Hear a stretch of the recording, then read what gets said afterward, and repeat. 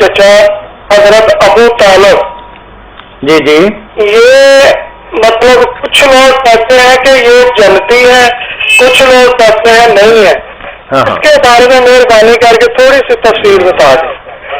چلیں اس میں مطلب اگر میرے بھائی جب ہم ایسی باتوں میں دخل دینا شروع کر دیتے ہیں جو ہماری نہیں، جنت دوزخ دینا اللہ کا کام ہے، وہ قیامت کے دن فیصلے کرے گا۔ جو شخص جنتی ہوگا لوگوں کے کہنے سے وہ دوزخی نہیں ہو جائے گا، دوزخی ہے وہ جنتی نہیں بن جائے گا۔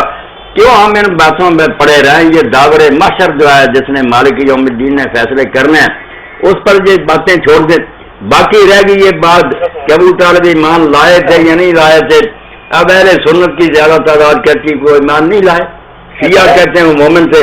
مگر اس بات پر شیعہ بھی متفق ہیں، جھگڑے کی بات نہیں کہ دنیا میں وہ اسلام نہیں لائے۔ صاف بات ہے، کتابوں صاحب زبان سے جو جی کہ یہاں انہوں نے کوئی کلمہ کا اعلان نہیں کیا،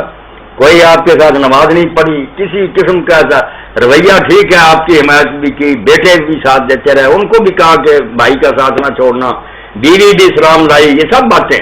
مگر یہاں ظاہر میں وہ بالکل شیعہ بھی کہتے ہیں کہ وہ نہ پہلے جیسے تقیہ ہوتا تھا بظاہر اسی طرح بنے رہے جس طرح کافر تھے، کوئی اسلام کا انہوں نے اعلان نہیں کیا، وہ کافر اور مشرک ہی سمجھے جاتے ہیں، یہ کافی میں بھی ہے، مگر وہ کہتے ہیں اندر سے مومن تھے۔ بسم اللہ اگر اندر سے مومن تھے تو اللہ تعالیٰ ان سے یہی سلوک کرے گا، مگر دنیا میں سب مانتے ہیں کہ انہوں نے اسلام کا اعلان، لیکن شیعہ تو نہیں مانتے، شیعہ نہیں مانتے ہیں بھائی، مجھ سے زیادہ شیعوں کو کون جانتا، میں سارا ان کا دفتر حاضر کیے ہوں، سب مانتے ہیں کہ دنیا میں وہ بالکل غیر مسلموں کی طرح رہے۔ اب کہتے ہیں اندر سے وہ مومن تھے، ہمیں اس سے کوئی بحث نہیں، اگر اندر سے مومن ہے تو اللہ جانتا، مگر ہم بالکل ظاہر جانتے، وہ کہتے ہیں بالکل ان کو بھی لوگ مشرک سمجھتے تھے، اسی طرح ان سے سلوک ہوتا تھا، مگر اس بارے میں ایک حکمت کا بیان کرتے ہیں کہ یہ انہوں نے رویہ اسلام کی بہتری کے لیے اختیار کر لیا تھا۔ چنانچہ ایک عباسی وزیر اعظم تھا، بہت بڑا عالم افصاح لکھی اس نے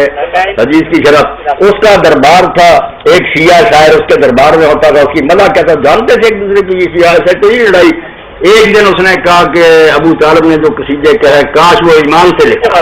ہیں، بہت اعلیٰ مگر ایمان، تو اس نے شیعہ نے کہا کہ آپ کو کیا پتا کہ اس نے ایمان نہیں کہا؟ اس نے کہا اس نے ظاہر نہیں کیا، تو اس نے کہا ظاہر نہ کرنے سے پتا چل گیا کہ ایمان نہیں رہا، تم کو یہ خبر نہیں ہے کہ اگر وہ حیران کر دیتا حضور کو کون بتاتا؟ کافر سمجھ لیتے کہ یہ بھی مسلمان ہے، کون لحاظ کرتا اس کا؟ جو اوپر سے انہیں کے ساتھ ملا رہا، جب وہ آتے تھے ٹھنڈا کر کے لوٹا دیتا۔ تو اس کا جواب پھر ابن حبیرہ حنبلی کو نہیں آیا، مگر اس نے ناراضگی میں اس کا وظیفہ بند کر دیا شیعہ شہر کو۔ اس نے کہا تم نے وظیفہ بند کر دیا تو میں نے تیرے قصیدہ گوئی بند کی، میں نے تیری شان میں کچھ۔ تو بات تو ہے خفیہ کہ اندر سے اگر وہ مومن تھے تو ہمیں جھگڑانے، اور ظاہر میں شیعہ کو بھی ان کی کتابوں سے دکھائیں گے کہ تم کو بھی ماننا پڑے گا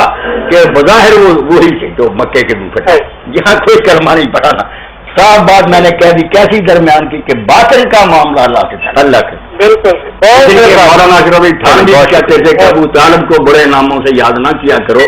خواجہ ابو طالب کا کرو، ادب سے ذکر کرو، اتنا ساتھ حضور کا دے سکتا کوئی؟